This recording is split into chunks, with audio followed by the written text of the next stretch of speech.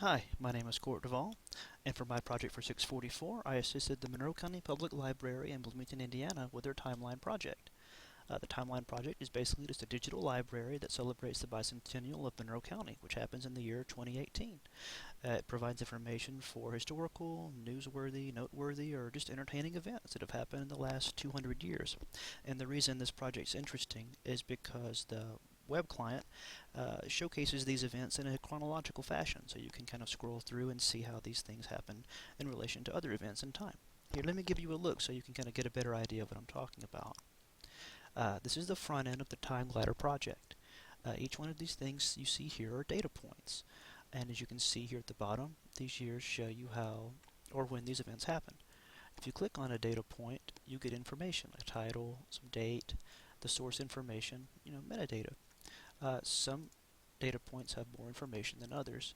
Some even have images, like this one here for Herman B. Wells. If you were to click more, you would get even more information. Let's head back to our presentation here. So who's responsible for this project? Well, the Monroe County Public Library is the primary partner. The Indiana Room is a special room in the library that is devoted to providing information about local history and local lore. So they're perfect for taking on, projects such as this.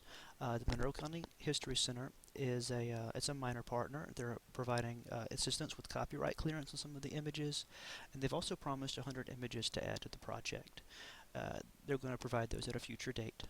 The Indiana University libraries are also helping. They're primarily moderating images and information regarding Indiana University. So where is this data coming from? The Indiana Room is primarily supplying PDFs of newspaper articles that they have in their vertical file or on microfilm reels that they have on hand. They've been granted access to use anything from 1987 or later from the Herald Times, the local newspaper. As mentioned earlier, the Monroe County History Center is supplying images, but this is a collaborative effort which is going to be pooling the resources from volunteers and members in the community. These people can supply images and articles and other items, so they might come to the library with things that will be helpful or useful for the project. So how does this data get online? So the Time Glider is the content management system responsible for showing you the chronological data on the front end, but also how you upload the data on the back end. When you create data points, you're allowed to provide all sorts of different metadata. You can attach images, and you can assign other attributes like categories that you can be searched by. So who's doing all of this work?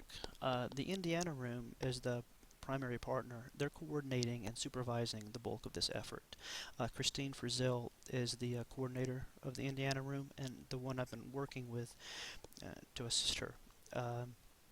She's using volunteers to digitize articles and images, trying to coordinate the efforts of members in the community to help provide data, but also to moderate data for accuracy, and just trying to manage just a large number of variables, such as where images are stored, how do we get copyright permission forms, where do we store those, how is data uploaded, etc., etc. And so this is where I assisted with the project. MCPL is concerned with organizational efficiency, and they like to provide what they call process masters, which are essentially workflows or highly efficient ways to get a job done, or best practices, you could say. I was allowed access to the content management system to see how it worked, and I talked with Christine through many emails and a few phone calls to understand exactly where all this data is coming from and all the different people at play.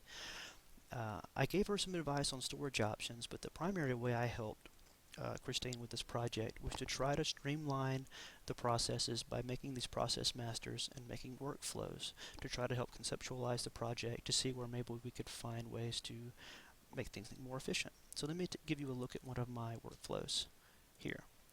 This workflow showcases all the different steps and people involved with getting things from the vertical file to the Time Glider project. So as you see here, the indexer is just say as a volunteer, maybe let's say a library student who comes and helps out one afternoon. They go to the vertical file, they pull a folder they like, let's say on maybe historical events like a fire, and they find some interesting articles, and through all these different steps they eventually get that article in a special folder in a scanning room. And so then the digitization assistant Another volunteer comes in one day, takes these things from that folder, and this is what they have to do to get them scanned in. And they eventually get saved to an external hard drive or the F drive.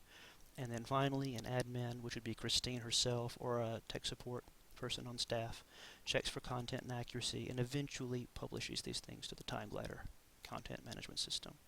Uh, Thank you for listening to my presentation. It's been really fun working with Christine and learning about this project. It's been eye-opening to see just all the different variables at play with a project this large.